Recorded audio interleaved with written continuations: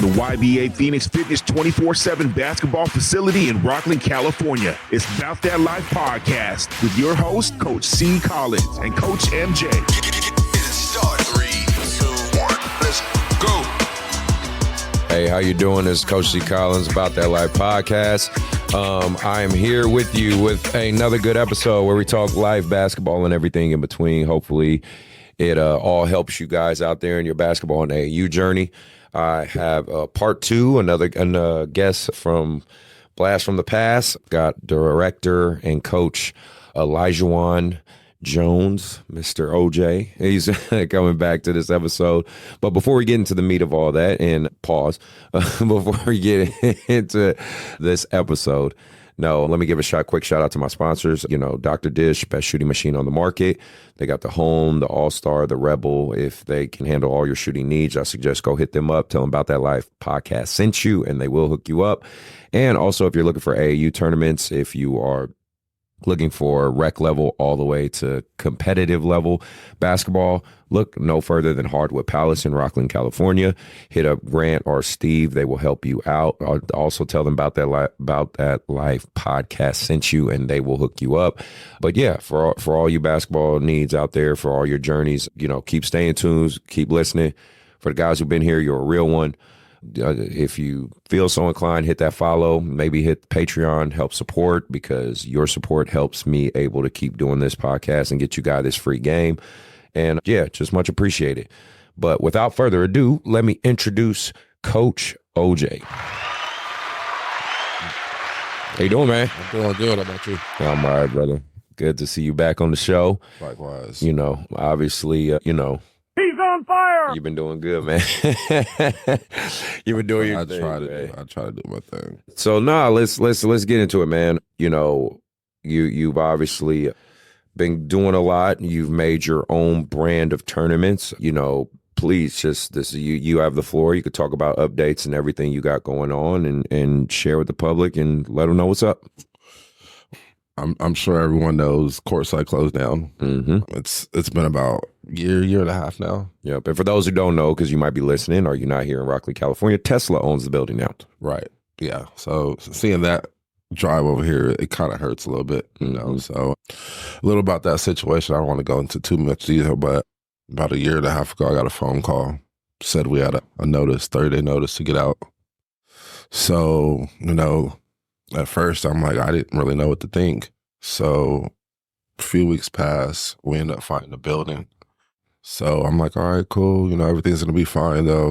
Little, move wouldn't be too far. So yeah, everything's in the work right now. We're tearing down Courtside. Everything's just kind of a little chaotic and stuff, though. And then I would say about a month later, my former boss gives me a call and says, pretty much it's all bad because we couldn't get permits for the building. Mm.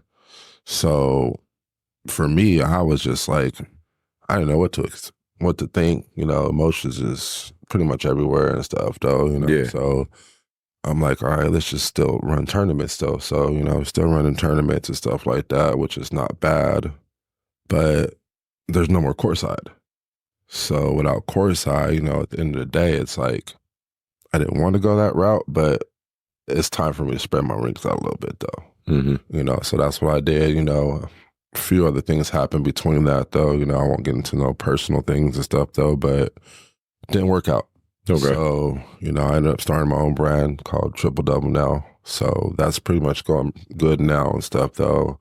Still got all the same contacts, still all the same coaches and stuff, though, because in this type of business, though, what I've learned, though, it's about relationships. Mm-hmm. So all my relationships still, stood well and stuff, though. So I was able to still make those phone calls, get all the teams together, and pretty much still do what I do without missing a beat, though. Right.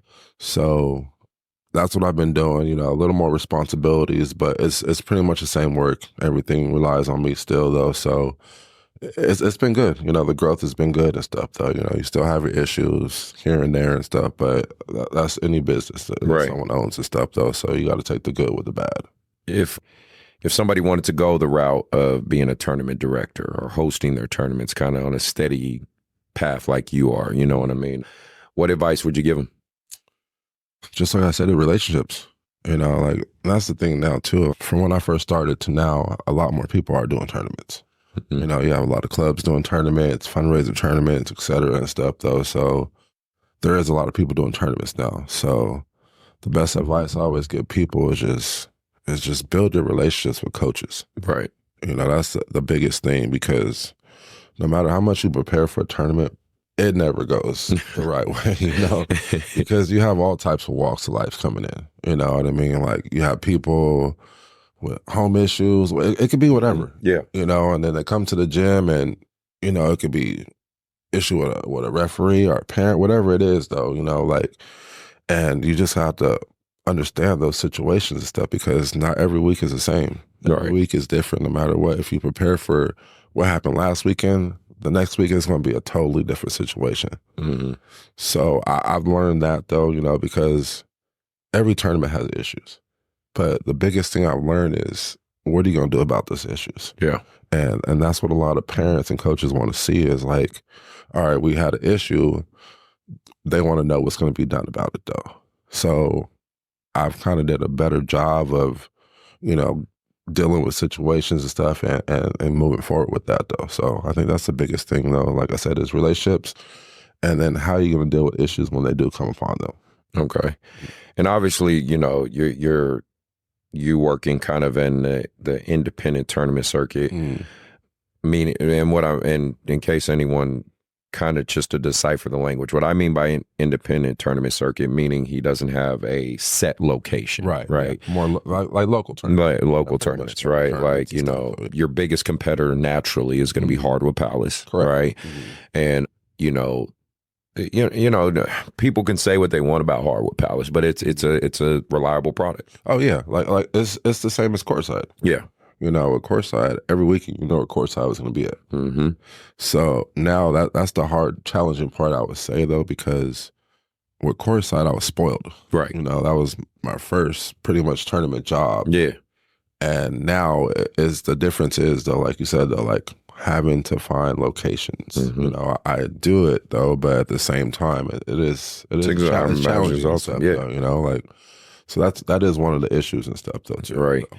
And I'm sure, you know, well, we kind of talked about this briefly. I mean, you have aspirations to maybe one day create your own facility, or maybe that might happen, which, you know, God willing, a couple things go the right way, right? It could happen. So, you know, you always keep that steady in the back of your mind, right? Yeah, you always want to grow. Yeah. You know what I mean? And these days, it's not what you know, it's who you know. Right. You know, so you always want to keep them doors open, though, and keep them relationships good, because you never know. So that's what I always stay cordial, try to communicate with coaches and stuff though. Hey, like we did have an issue. All right, let's how can we move forward with that issue and stuff though? And I think a lot of the times though too, that what you see on AAU games and stuff though, you do have issues, but if you don't have a good relationship with those coaches, they just don't come back to your tournaments. Right. Or they won't tell you that they had an issue. You might make a phone call, you don't get an answer. You get an answer, right? You don't get a text. You know what time it is, though. Right. You know, so that's the thing, though. You got to have that open line of communication, I feel like. And you got to take the criticism. You know, like me and you, we talk all the time. Yeah, about issues, you know, with tournament stuff. And not just with my tournament, just any tournament stuff, though, you know, because it's kind of the same patterns. You know, we all know what those patterns are and stuff, though, you know. And trying to deal with those every week, though, that's the main thing and stuff, though, you know, because like I said, my tournament, Hardwood, wherever, you're always going to have an issue. You know what I mean? And that's the biggest thing, though. I always tell parents, coaches, whatever, it's just, what are you going to do about that when those issues do come upon themselves and stuff, though? And it's how you adapt to it, right? Like, you know, and learn from it fast. Yeah, you have to. Yes. That's the name of the game. Yeah, it is. With, you know, with the tournament space that you're in, what are a couple things that you want people to take out of when they like attend your tournaments or you know, you hosting your tournaments, you know what I mean? Like, what are 2 or 3 things maybe you really like harp on? And, you know, like, for example, like, you know, starting on time, right? Like, you know, is that big to you? You know what I mean? Like things like that. You know what I'm saying? So my thing is, though, what I tell every coach, you know, when coaches sign up, hey, coach, what skill level are you? So I try to predicate on putting teams in the right skill level. Okay. You know what I mean? I don't care who wins the game. I can care less. Right. Like, I just want both sides to have a competitive game. Good matchups. Yeah. Like I said, I don't care if it's D1, D2, D3. You're right. Long as both teams leave out the gym and say, man, we had a great time at that gym. Yeah. So for me, that's what it's about and stuff, though. And sometimes it don't work that way. Yeah. You know, that's why I always tell you and stuff. And some people snowball or whatever. Yeah. The hardest ones is a team you don't know. Mm-hmm. So say if you have a team and you sign up on my website or on the registration and stuff, and you put D3, right? So me not knowing you, I'm just gonna assume you're D3 or D2, whatever it is, and then I get to the tournament. I'm like, all right, let me just go watch that new team just to see, and then talk to the coach and stuff. I get over there, the team's up by like 40 points, and that's the hard part, because then the other coach that I do know, he's like, what the hell? Like, why you got us playing this damn team over here, right? I mean? So, and that's what I say, though, sometimes, like, that's what's hard, though, because you want everything to go smooth, but it don't work that way and stuff. Oh, it don't. But that's what it goes back to having that open line of communication with that coach. Hey, coach, this team signed up online. I'm just putting what they put on the registration, like, because me, like, it's like anyone that goes to a store, like, I don't want someone to come to my tournament and then I don't see them come back. Right. Like, that's bad business, though. Like, anywhere you go, like, anyone that owns a business or whatever, like, the goal is to have them come back. Yes. You want to retain the customer. Right. I don't want to just take your money and then I don't see you come back. Right. Because honestly, at the end of the day, though, like if you're successful, everything else is going to fall in line after that. So that's always what I preach and stuff, though. I'm not worried about all the other stuff, because it'll fall in line. No. So that's one of the main things. Yes. So, what do you overall think? Because, I ask this question all my guests every single time. What, looking at AAU now, again, you have the lens of a director, but you've coached, obviously coached your son, and they had a really good youth team and whatnot. But you from the outside looking in now, what is AAU, maybe some pros and cons, or, what are you seeing when you look at AAU today? Oh, that's a good question. From when I first started to now, a lot's changed. Mm-hmm. Like I said, it's the integrity. Yeah. And I'm really big on development. And I feel like with AAU today, the development part has got lost, though, from a lot of coaches. Though a lot of coaches cut corners. They want to win, but they're doing it at any cost. Yeah. And then what happens is it dominoes your tournament. So me as a director, too, sometimes you got to find out what teams, too, are just sandbagging your tournaments, though. And it's nothing personal, it's just business, though. You don't want them teams in your tournament, though, because then other programs here, okay, this team is playing there all the time. We're just not going to go to those tournaments and stuff, though. So now it just starts affecting your business and stuff, though. And that's what I just said, though. You have to find that common ground, though, of who you allow in your tournaments, too, at the same time, because I always say all money ain't good money.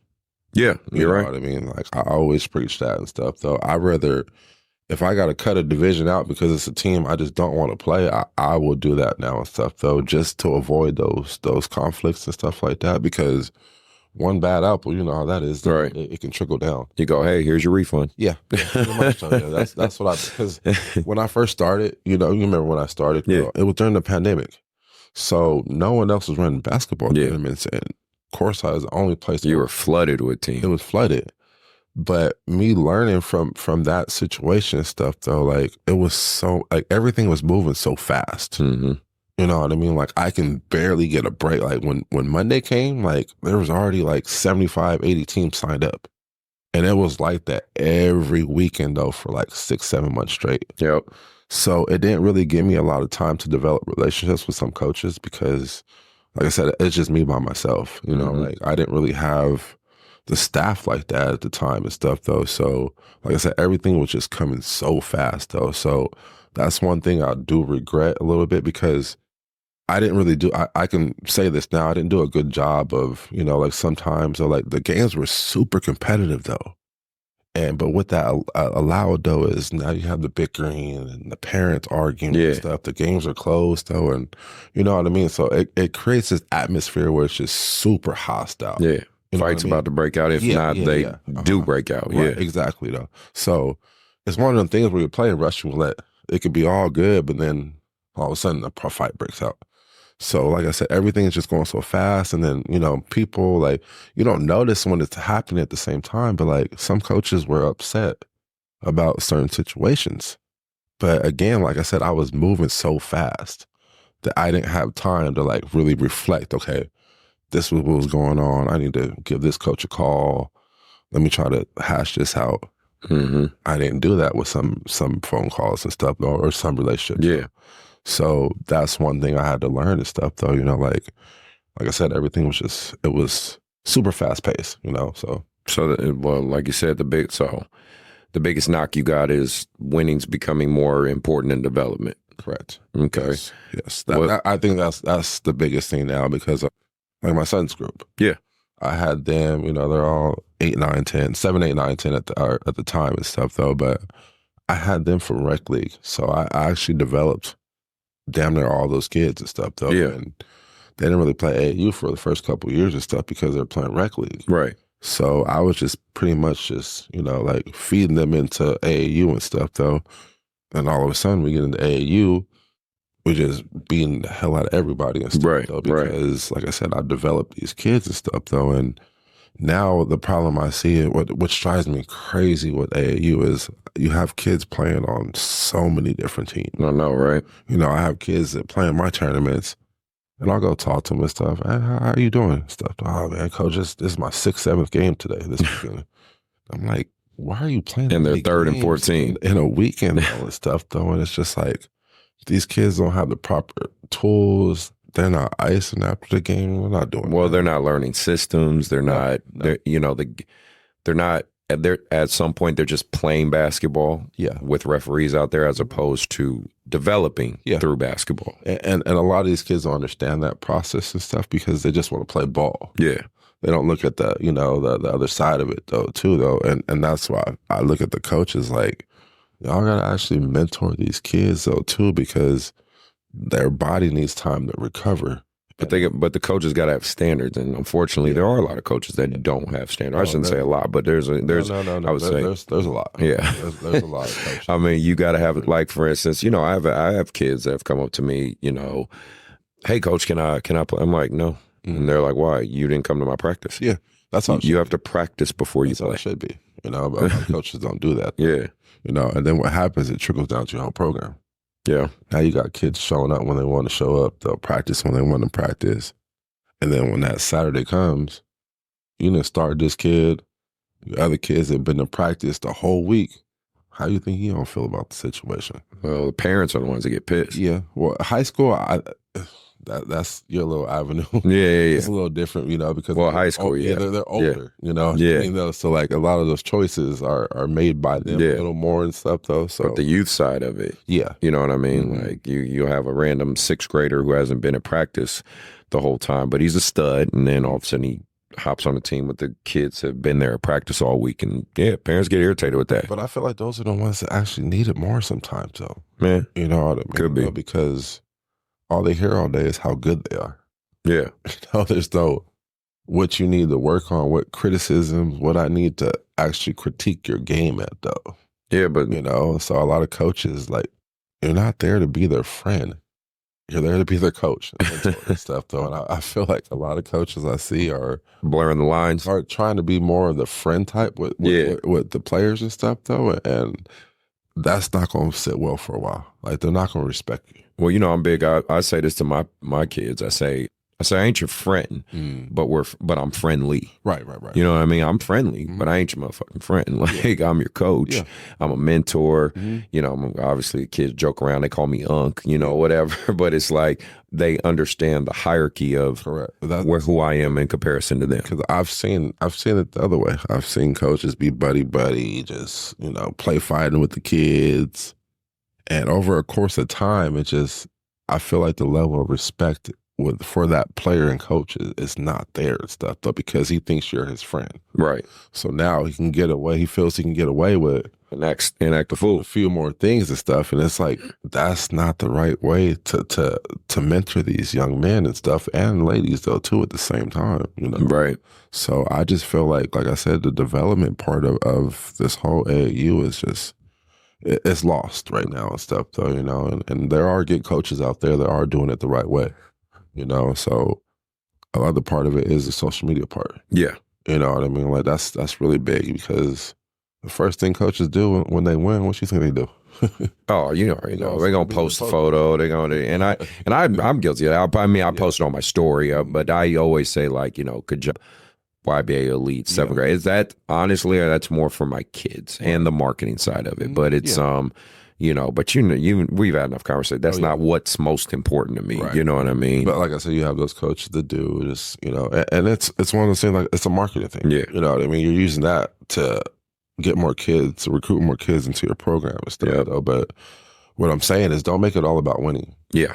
You know what I mean? Like, make it about developing the kids, because if you develop the kids, the winning will come. And that's what happened with my kids, though. And stuff, though, you know, there was times where they're winning so much, I'm like, I got to play them up on purpose and stuff, though, because I don't want y'all just winning every weekend, though, because I need some humble pie right here. Yep. So there was a few times I played them up on purpose, and we got our ass whooped, though. You know, but I did it on purpose and stuff, though, so they could see, though, there's levels to this, though. Y'all got to keep working. Just because we winning all the time, that don't mean you stop working. Yeah. And that's not just in basketball, that's in life. You know, and that's what I try to teach these kids and stuff, though. You know, like, not all these kids are going to college. We know. Of course not. Yeah. You know what I mean? Of course all not. These kids. I mean, you will love in a perfect world they all make it, for them to go to college, but you know, in this world, they're not all going to college. You know, so at the same time, there's got to be some life lessons in there too. You know, and I feel like that's what's lost right now, especially with the AAU side of stuff for basketball. You know. Well, and I mean, well, at least you're in a position, like I said, with you being a director, you can kind of maneuver and be strategic with some of this. Like, you know, obviously you're going to, I think back to last tournament I did with the I got to mention this story, you know. So when we played backcourt, so O had to deal with a Karen. He had to deal with a Karen, and so we were playing backcourt, and that team was playing up, and for those who might be keeping up with me, but even if you don't and you're new here, this is your first episode. I have they're now 8th grade, but they're a really good 8th grade group. Got a kid named Kian. This kid is very, very likely going to be a Division I basketball player with his upside. He's 6'5" right now, and he's a true age 13-year-old. He's not a holdback or a reclass. He's a true 13-year-old who's 6'5". Yeah, he's probably going to walk in as a 6'7" freshman, right?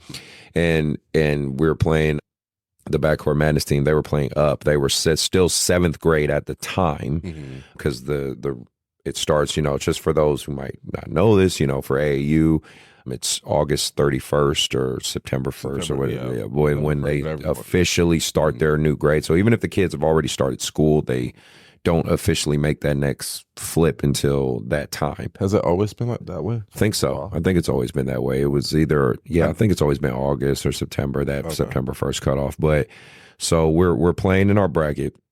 Backcourt is playing up. And the Karen that came over and got mad was sitting there, got mad and was saying to him, like, you know, you guys this team's got kids who can dunk and all. It's like, this is a bad tournament. Like, why did we sign up for this? And like, anyone that knows me though, like, I'm like one of the most calmest people and stuff though. So I'm just at the front. This is not the first time I've had an issue with this lady. It's actually the second time. Oh, man. So she comes up to me and stuff, though, and she tells me all that stuff, though. So I'm like, man, just calm down for a second. I got all these people right there and stuff, though. So I'm just trying to calm her down and stuff, though. And the game's going on while all this stuff. Yeah, so. And yes, we're smacking the hell out of her. She tells me that, and I just told her, I said, ma'am, that your director signed you guys up to play up. And I told him this is not the weekend you want to play up because it's more of a high level tournament. Kids are playing for rings. Yeah. And we all know kids are not going to play their current, the grade because they're playing for rings. Yeah. So everyone chose, you could either play your current grade Mm-hmm. or, don't move up yet because that's part of the rules. Yeah. So I showed her the message and stuff, and she's just like going at it. And then my lady comes over, and she's talking to her, and she has a better conversation with her than Well, that's I good. do. She has a buffer. Right. So I was just trying to explain to the lady and stuff, though, like, I did not pitch you guys in this division. The director did. Yeah. I asked him plenty. Like you recommended it. I even to showed her the text message and stuff, though. That's how it got. Like this is you don't want to smoke this weekend. Yeah, because I said it, and then the director was like, no, they want to play up. I said, all right. I asked them plenty of times. I'm not going to keep telling somebody don't play up. Right. And they chose to play up. And credit to them, even if y'all get this message or hear this episode, like you guys still coached your butt off. You kept pushing them kids. You didn't. Short, she came and apologized. Yeah. And stuff, though, because like I said, it goes back to what I said though. Like, I don't want to just take your money and put you in a tournament and then I don't see you guys come back. Like that's bad business. Right. You know what I mean? So I'm not trying to put you guys in that situation. It was just, like I said, it was unfortunate that, they chose to play up that weekend. Yeah. And I feel like they would have did a way better job playing in the 12. Yeah, no doubt. Though, because they're actually a good team. Yeah. They're a D1 team. Yeah. No doubt. Like I said, they just chose to play up that weekend. And that team in particular, I got a lot of size. I got LD, Cam, Josiah, just our physical size, the strength, the speed. That team is just, but that's a team I've been, I've had them since fourth, fifth grade. You saw them at Courtside, but those, like I said, those are incidents. Yeah. You know what I mean? Like you're not coming in thinking of, all right, this guy is going to just end up cussing me out right in front of everybody. But like I said, I stay professional with her and stuff, though, and I let her know what it was and stuff, though, and it's no hard feelings. Right. You know what I mean? Like, that's part of this job and stuff, though. You got to take the criticism. Yeah. And like I told you, though, like, I don't want you to come and then don't come back. Right. That's not me. You know what I mean? I'm not trying to just take your money and stuff, though. I'd rather you just not play my tournaments and stuff if I don't have your division. Yeah. So that's how it is and stuff. And, this is kind of, I guess, a two-part question. Are you being more mindful of trying to monitor officiating, trying to get good officials, trying to get solid officials? Is that something like? That's a good question. Yeah. Yes. All the officials I try to get now are high school certified referees and stuff, though. Good. Because you might not think that's an issue, but it is. Yeah.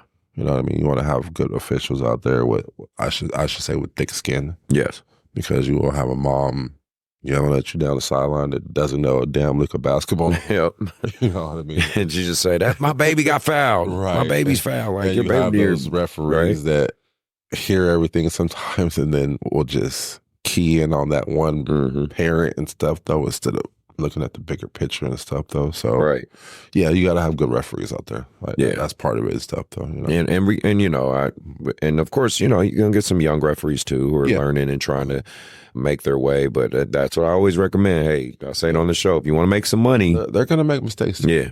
You know what I mean, like I've seen it plenty of times. Even good officials and stuff, though. But the good ones know how to control the game. But very seldomly does one call really dictate an entire youth game. Yeah. Can it happen? Absolutely. The worst games that I have issues with are the younger kids and the girls. I don't know why that's been the issue lately. Like the younger kids. Hey, girls get extra. They do extra. They'll try to hurt each other. Little ones. Oh my God, those games are a little hard because every parent think their kid is going to the NBA at 8 years old, or if their kid get pushed a little.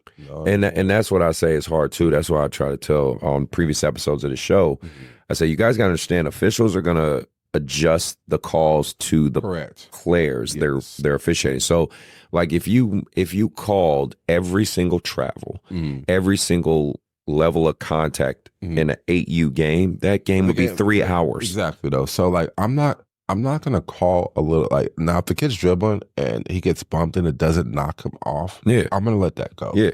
But if he gets hit and dislodged a little bit, though, then Okay. you got to call it. And even still, you got to kind of measure, like, is it really, like, is the kid, is he selling it? Is he physical? Oh, my baby is getting hit. Yeah, And it's he's like, he's barely getting touched. and you tell him, I tell parents, there's a contact sport, right? Like, you're going to get contact. Yeah. Some parents don't think that, Nah. So, like I said, them games it's a lot, because the referees, like a lot of the referees don't want to do them little kids. Yeah, no, I know. Sean was telling me that the other day. Sean was like, bro, these little kid games is the roughest ones. Yeah, the roughest ones, because if you, like you said, if you stop that and blow that whistle every time, there's going to be no flow to the game. None. You know what I mean? Now and then parents want it both ways. Yep. Oh, you calling everything. Oh, you ain't calling nothing. It's like you can't have it both ways and stuff. You can't win for losing. Yeah, so you got with those games, you just got to pick and choose what you want to call, and it's more of a development game. Like you're actually trying to teach the kids, stop them a little bit. Hey, I'm seeing you do this, though. I'm trying to correct that. As we go and stuff though with those games and stuff though. And then, what do you think of how are you handling? Because this is still unfortunately the nature of the beast. Parents fighting, kids fighting, ratchet ass, situations, coaches wanting to fight, just the whole dumbass violent factor of these tournaments sometimes. How have you been maneuvering that in your best way? You've been trying to, at least, to manage it. Well, it goes back to what I said. It's a perception thing. Yeah. You know what I mean? Like if you there and you see something happen, you want to know, is there going to be consequences for this actions and stuff though? Yeah. So like I said, the thing you want to do is you want to make sure you're doing something about those situations. Right. And I try to give everybody a chance to come to my tournaments, but if I see something, then I just won't call you back. Right. You know what I mean? That's what I had to learn. Like I told you though, like because at Courtside, everything was moving so fast. Like I said, I was taking every team in. And now I don't have to do that though. Mm-hmm. You know what I mean? I can pick and choose who I want to play because you ain't about to mess up my tournament. Right. You know what I mean? So, and that's what I kind of predicate on, just running good tournaments. Like I said, I don't care about the skill level. I don't care about that. Like, just let's get you in the right division.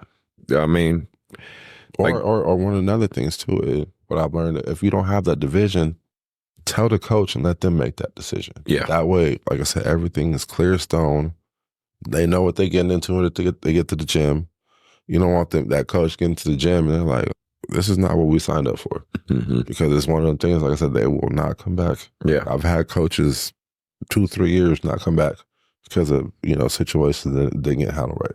Do you have some kind of, some personal goals you want to see with your tournaments and things like that? I mean, do you want to do have like a big tournament with teams all over the nation come in one day, or, do you have a big master plan or something, a dream of yours as far as where you want to take this? I would say I just want to be successful in what I'm doing. You know what I mean? I feel like if you do it the right way, it'll grow organically and stuff. But if you sit up there and look for, I want to do this and that, you're gonna try to you're gonna overwhelm yourself. Right. You know what I mean? So like I said, I just try to just stay in my lane and let it grow naturally and stuff though. And then like I said, I feel like those opportunities and doors will open and stuff though if I do it the right way. Okay. And then my last question with and with all the tournaments and stuff before we move on to a couple other things. Mm-hmm. You already gave basically your advice on how to run a tournament, but the biggest, one of the takes, or I guess, one of the hot takes dealing with right now is the price of tournaments, the price of admission. You hear that being, and part of it, it's just the matter. It's inflation. I mean, everything's fucking higher. Groceries are higher. Everything is higher. Everything is going up though. So it's like, how are you maneuvering that, trying to balance that? I'm sure people are still like, man, $20 for entry, blah, blah, blah. You know what I mean? Like, what are some things you might want to speak on with that, or at least try to convey to the people out there so they kind of understand? That's a good question. I try not to keep the tournaments too high. You know what I mean? If it's teams that's played in my tournaments a lot, I try to give them a better deal and stuff. But the thing is too, the gym rental fees used to be a lot cheaper. Yeah. You know, I remember at Courtside, we used to rent out the gym for about like $55-$60 an hour. Oh man, you can't even find that no more. You can't find it. Now the gym rentals is like $75-$85 an hour. Mm-hmm. So you don't want to go up on the prices sometimes, but it's like anybody that has a business, you have to make money. Yeah. You know what I mean? So like you try to you have a price point in the capital you trying to hit. Find gyms and locations where the fees are not too high. You know what I mean? They're like, so yeah, I try not to go too high. I remember we were at Omni when we were there for a little bit, and the door fees were just $20, and I was getting hammered for it though. And yeah. Never again, I can't do that. Right. You know what I mean? But the fees were high because the gym fees were high. What's crazy is because, like, you know, they made these memes during the high school side. Mm-hmm. New Balance was charging, I think, $70 or $75, maybe $60, somewhere between there, for their. I wasn't sure if that was their day fee or their weekend fee or whatever. Yeah, $75 for their live period fee. Mm-hmm. And keep in mind, it's only really like 4 games, 2 games one day, 2 games the other. And someone left a comment. It's just stuck with me because it was so funny. He said, "How you gonna charge more for the door fee for your tournament than your fucking shoes cost?" Yeah, because they were saying New Balance shoes ain't worth no $75. Multi-million-dollar company. Shoe Circuit, the Shoe Circuit live period tournament, $75. Yeah, it makes it harder for directors and companies like me, like small businesses and stuff, though, because $70, that's a lot. Yeah. That's a lot. And I would say that the entry fee for the team is probably like $500-$600 too. Yeah. For that, shit, yeah. Yeah. At least. Yeah. So it's hard. It is, man. I mean? Because, if you have kids with you, yeah. What are you gonna do? And then especially if you go to these big travel tournaments and the cost of travel, the hotel, the everything, it's just it adds up. It's a tough time, man. Yeah. It just is. But let me get into hot takes. Mm-hmm. Shorty. Oops. Shorty. There we go. There it is. That's the right button. That's the right button. Okay, hot takes. Yeah. So, one of the biggest hot takes right now, and obviously I think you'll have a good perspective on this, is because, you've coached your son or trained your son. He was part of your youth team. But one of the biggest things talking about right now is nepotism, right? A lot of, like Bronny James is a good example, right? He's in the league because his dad's in the league. You got a lot of the top high school kids in the country are all sons of NBA players, right? So they obviously have access to resources and things like that. I did a reel with Marcellus Howard. He spoke on that. He said, like, if that's my son, and I have the resources, I'm going to give him access to everything he needs. Doesn't mean the kids still aren't working. Yeah. They're putting in the work, but they're doing it for you. I'm just saying. Do you have any thoughts about that? Obviously, being a dad and like Dion, obviously. Mm-hmm. Dion's a good example. Deion Taylor, for you guys who might not know who we're talking about, like the movie director, his son is really into hoop, and Dion used to play hoop, and, but being a dad, coaching your son, like trying to give every resource to your son for them to succeed. Do you have anything to speak on with that? Yeah, that's been going on forever. Yeah. Yeah. For a long time. No doubt. Though, you know what I mean? But it's just happening in basketball, and people are trying to fixate on it now, right? Well, let's just say the reason why is because of LeBron. Yeah. That's the reason why. Yeah. Because LeBron is this mega super athlete and stuff, though, and with the powers and resources and stuff, though, he was able to put his son in a situation that a lot of people can't say they can do. And it rubs some people the wrong way. And some people, like I said, agree with it, though. Yeah. But any parent or whatever, like, your job is to pitch your kid in a situation to be more successful than you. Yeah. Whether that happens or if it doesn't, though, like, you want to at least give them that opportunity. And I feel like it happens a lot in businesses. You know what I mean? It just doesn't get spotlighted a lot, like the whole LeBron situation stuff, though. We know this from growing up, though. Especially black fathers and stuff, they always got a bad rap. Yeah. Or they're not there. Now you see a lot of these black fathers, athletes in their kids' life and give them opportunities and stuff. And I feel like, what are we talking, like, what is the big deal about that? Right. Stuff, like, they're doing stuff their fathers didn't do for them, stuff though. I mean, shit, like if you can circle damn near in any sport, like the Elways, Yeah. you know. Yeah, but look at LeBron. Like LeBron's like he grew up without his father. Yeah. So for him, like a lot of people gotta understand. Same with me and stuff though. Like my dad was there, but up until a certain age, he's doing everything his dad didn't get a chance to do for him. Yep. You know what I mean? That's all it is. You know, and a lot of people like LeBron, a lot of people don't like LeBron and stuff though. And I feel like I said, nepotism has always been around. Yeah. But you barely start hearing that word when Bronny James came into the... Well, the biggest argument, if I'm playing devil's advocate for the parents out there and everything, they're saying it's not fair. It's not fair. You know, it's not fair. Exactly. Yeah, life ain't fair. Sports ain't fair. Yeah. Like I said, we don't... I hate the participation awards. Yeah. You know what I mean? Like, put the work in. And I'm not saying that, like I said, every situation is different.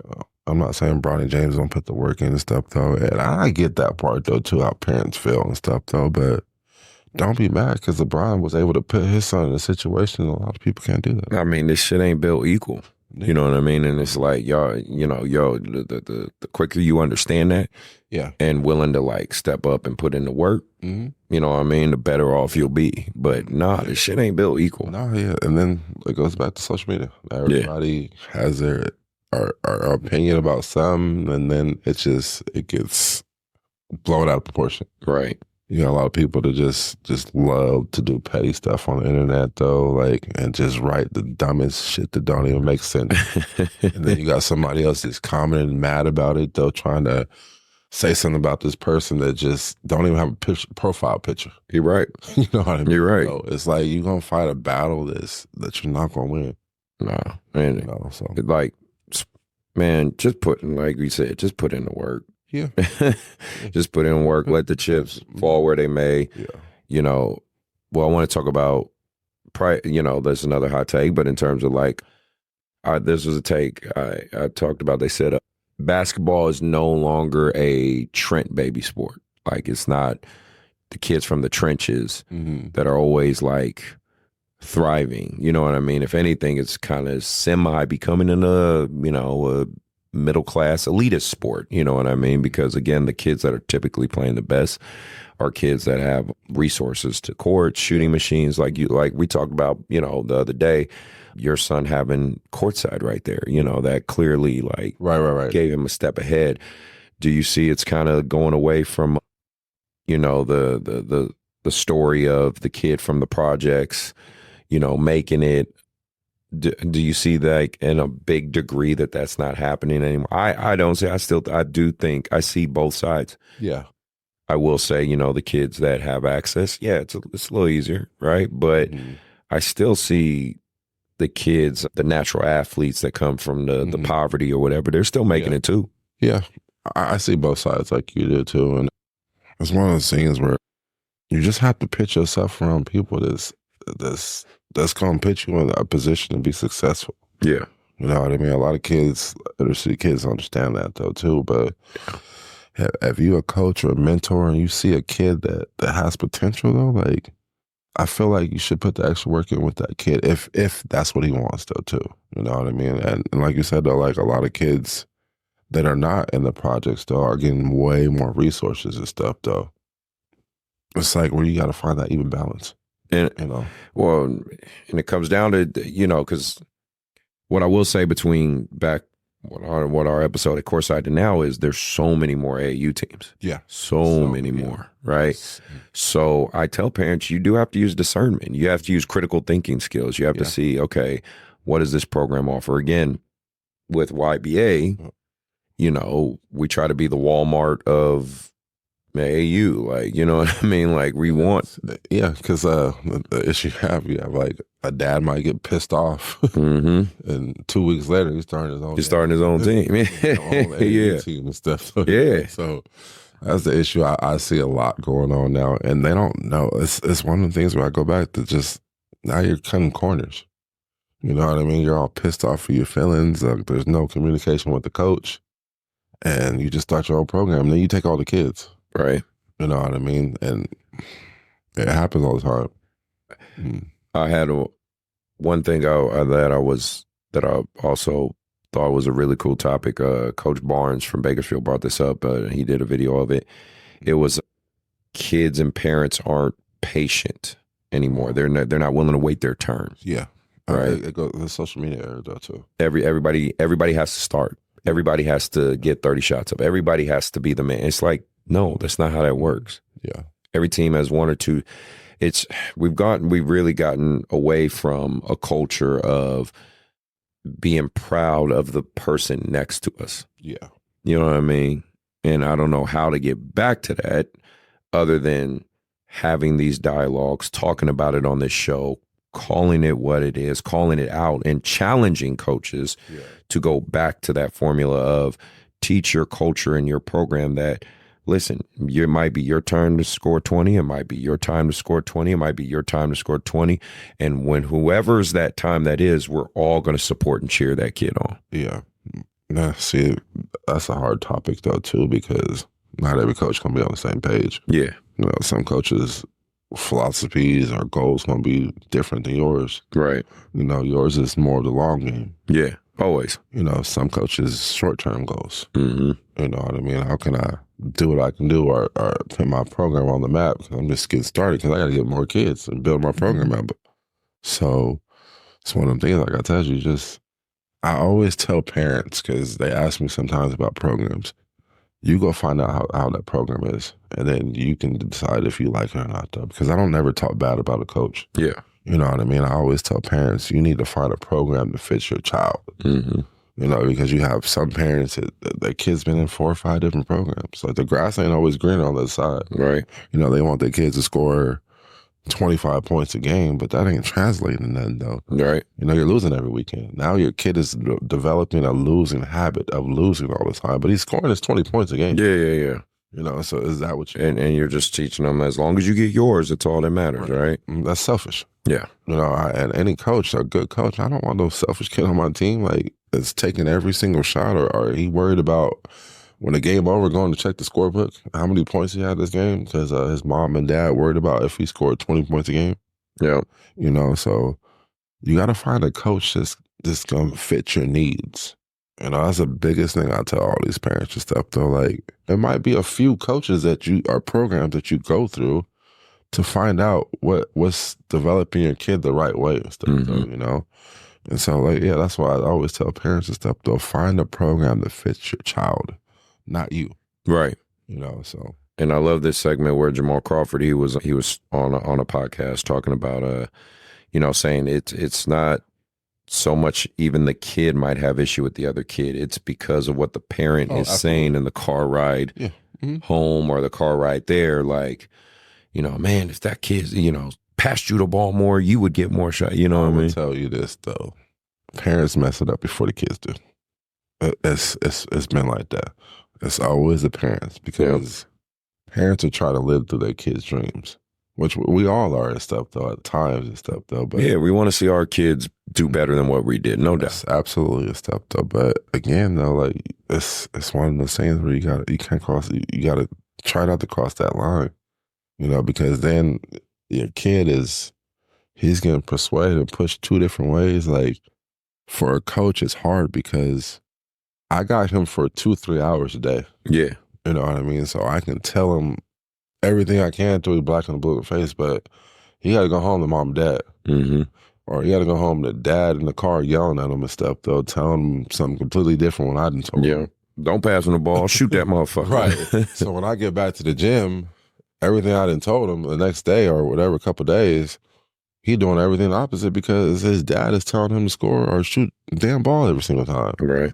You know, and as a coach, do you want to deal with that? No. Because I don't. Nah. You know, like, and that's another thing, though, too. Like, you got to have some type of structure in your program. Right. And that's the biggest thing I try to implement with my teams and my culture is, you know, not me, you know, be happy in someone else's success. Mm-hmm. Like, enjoy the moment. Yeah.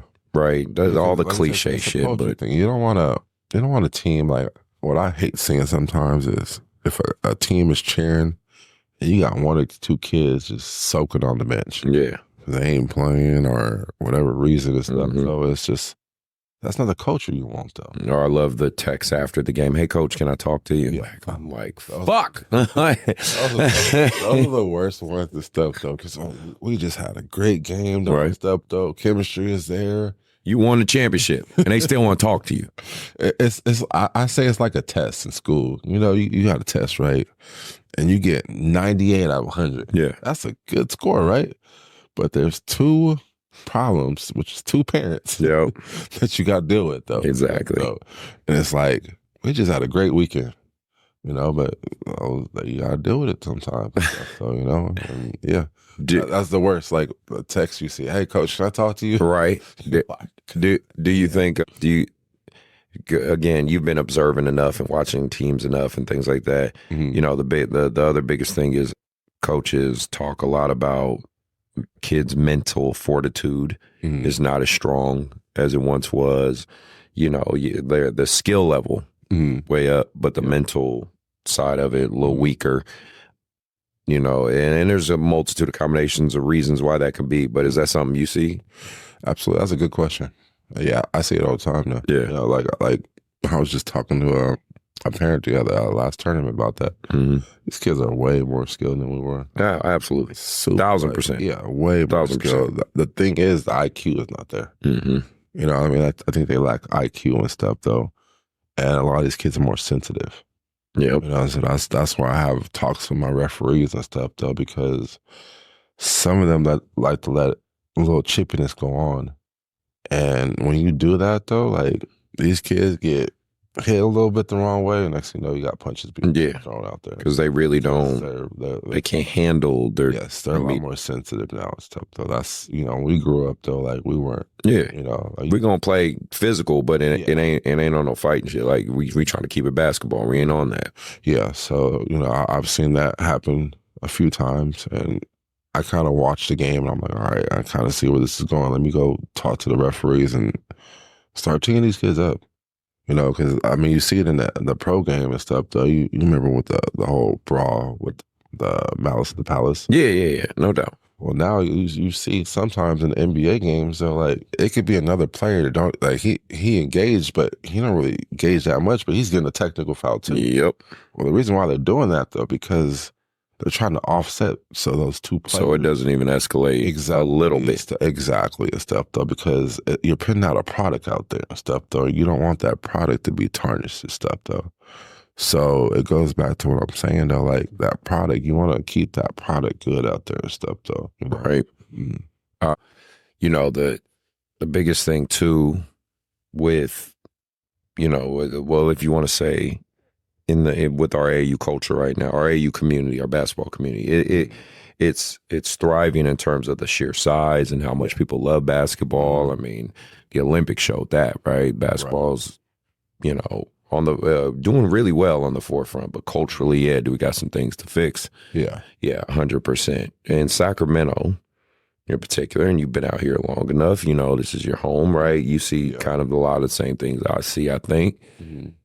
And you know, we talk about this a lot. We've talked about it before in a previous show, the loyalty aspect, keeping a core group together, sticking together, how hard that is, how it's always sometimes feel like a house of cards and it can fall apart in any moment, dealing with AAU, directors poaching kids, just all of it, man. Like, you know, can we ever get to a point where Sacramento works together to, you know, get the 10 best high school juniors, seniors, whatever, and go out there and kill it? Like, do you think that's even possible in the state of where we're at today, or it's just probably kind of a far-fetched dream? I know it's a dream of mine, but it's, you know. I would say right now, no.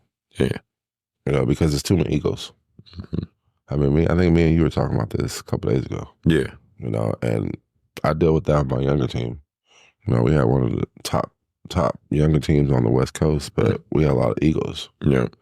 So now you have, you know, a divided team, you know, and I feel like that's what it is now. A lot of egos and stuff, though. You know, everyone wants to be in charge, you know, and the sad thing about Sacramento is, though, it's so much talent out here and stuff, though. Yeah. And a lot of these kids, though, and you can't blame them, too, at the same time, is they leave and go play for the Jalen Greens and the Oakland Soldiers and stuff though. Yeah. And sometimes that don't even pan out for them, but they just want the opportunity. Mm-hmm. You know what I mean? There's been plenty of kids that's left, and I don't think they've been successful. No. They could have been staying in Sacramento. Right. But I feel like they just wanted the opportunity, though. You know what I mean? And that's what it is and stuff, though. And it's not out here and stuff, though. You know? And that's what I wish it was. Me too. You know, like, you know, because there's a lot of great coaches out here, and there's a lot of great kids.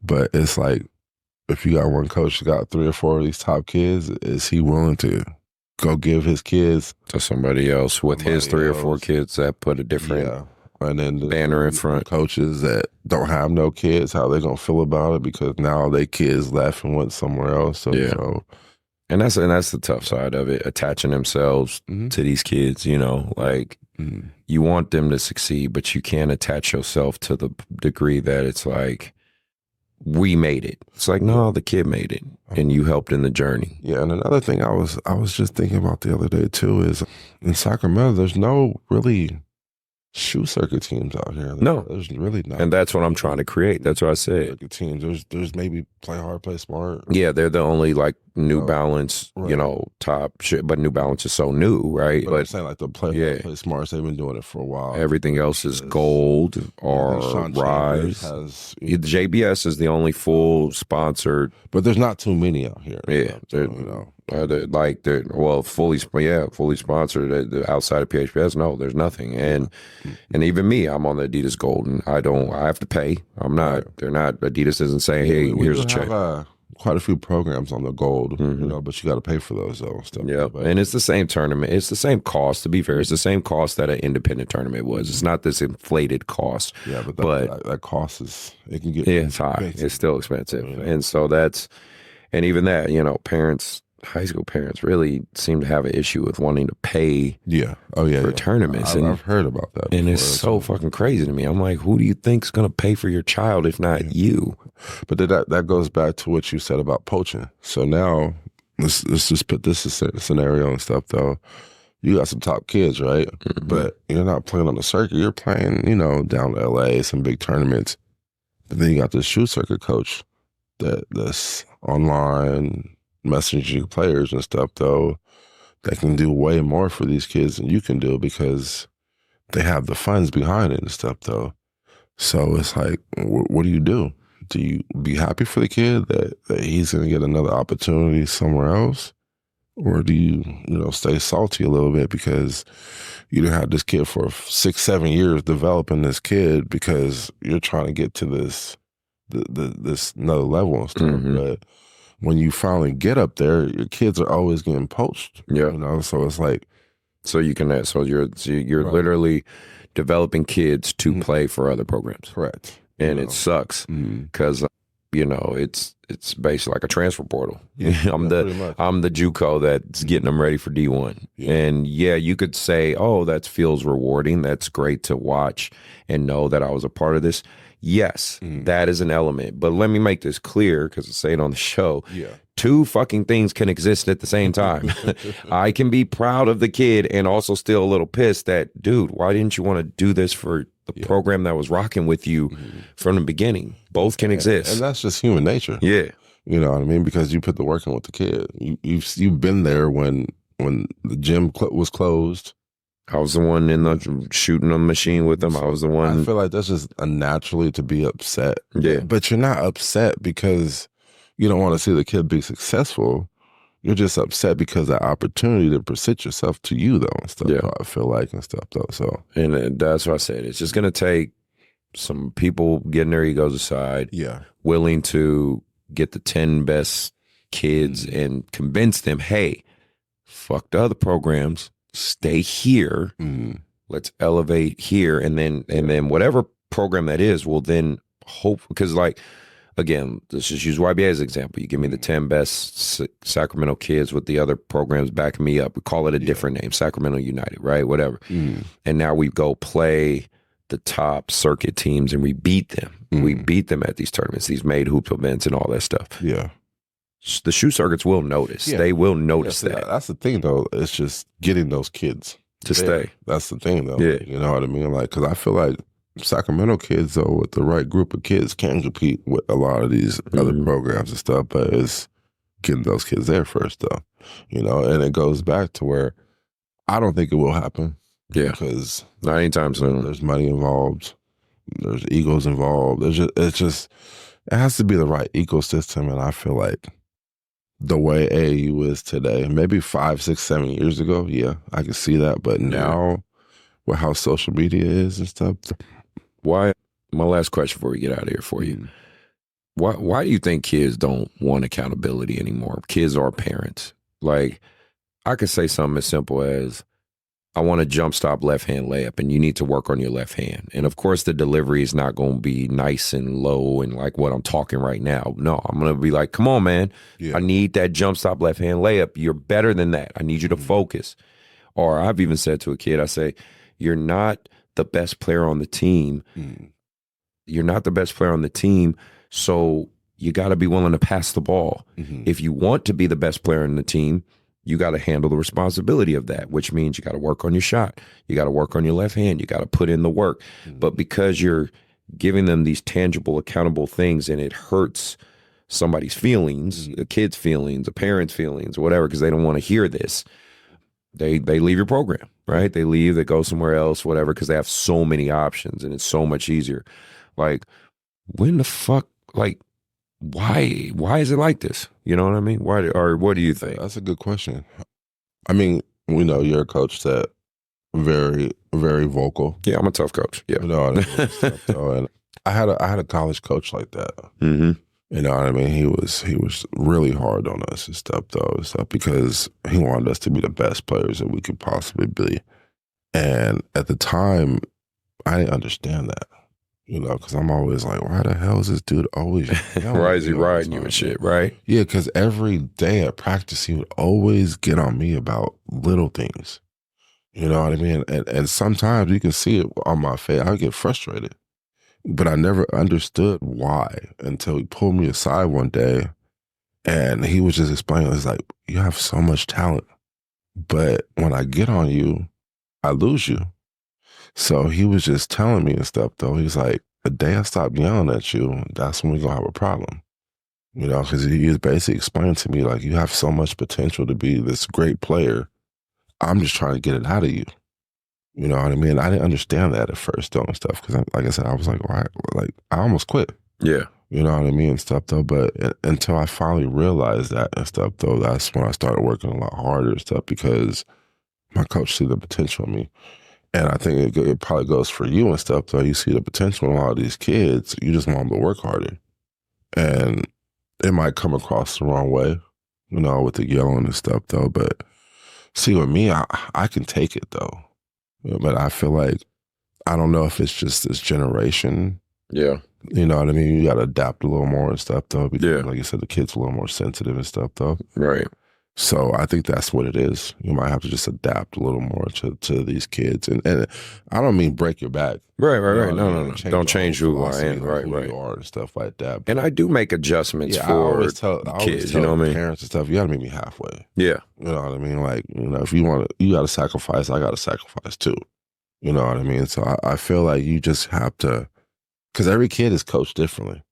You know what I mean? I have some kids where, like my son, like I could probably yell at him a little more. Right. And then I got other kids I know, like, if I yell at this kid, I'm probably gonna lose him for the whole damn game. So, right. So if I get on him the way, I can get on this one.